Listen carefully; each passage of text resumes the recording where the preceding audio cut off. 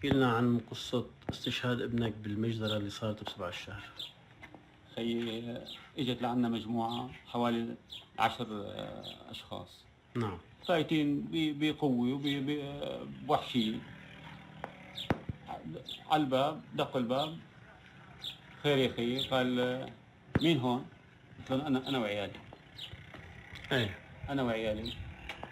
وقت برا، فحاوطوني 3 4 ومجموعة فاتت جوا. وقفت العالم جوا وعيالي. فورا مش شافوا الأولاد، ضرب بالبويرين بجرياتهم مسبات. فتحوها هون الصيد. الكبير قال له هذا للذبح، وصاروا بجرياتهم بالبويرين. أخذوهم من هون على الطريق. الله بعث له الصغير مجموعة، ما قال لهم يا خيي هذا واقع له يومين وهذا صغير معه مرض سرطان بالدم. فتلوا جوا سكر الباب، هجموا علي 3 4. فتنا أخذوهم على الطريق. الله بعث له مجموعة للصغير، قالوا له هذا طفل وين ابنك؟ جابوا لي مجموعة ثانية. قال عمي هي ابنك. قلت له لسه ابني الثاني. قال إذا ما عمل شيء بيرجع لك، توكل الله. قلت له نحن أفقر عيلة بالضيعة ونحن بحالنا. مبين واضح. ايه تفضل. الساعة 4 وشوي ما يدقوا من موبايل ابن سليمان. نعم. مين انت؟ قلنا له انا بيو.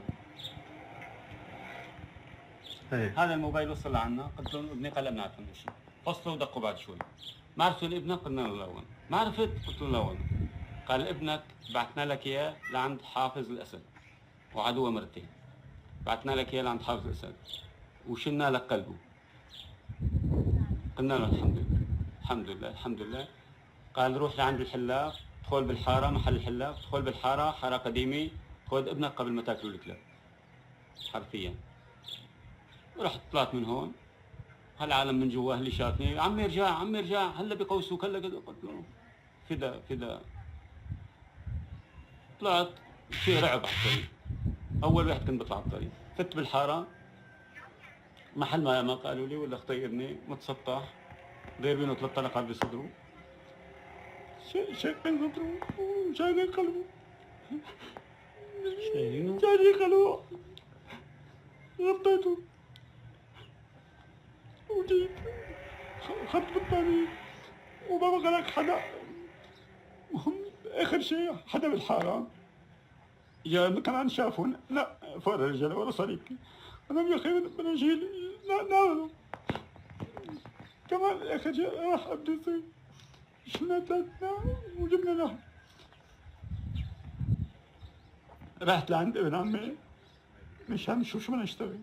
ولا قتلين اولاده ال4. اولاده ال4. 4.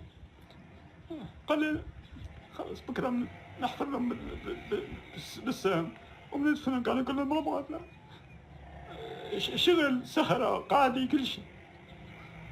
هاي قصة ابن سليمان.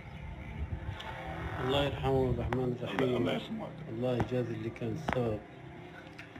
وهاي منزل الشهيد اللي بين واضح اللي لحد هلا قلانه مليس.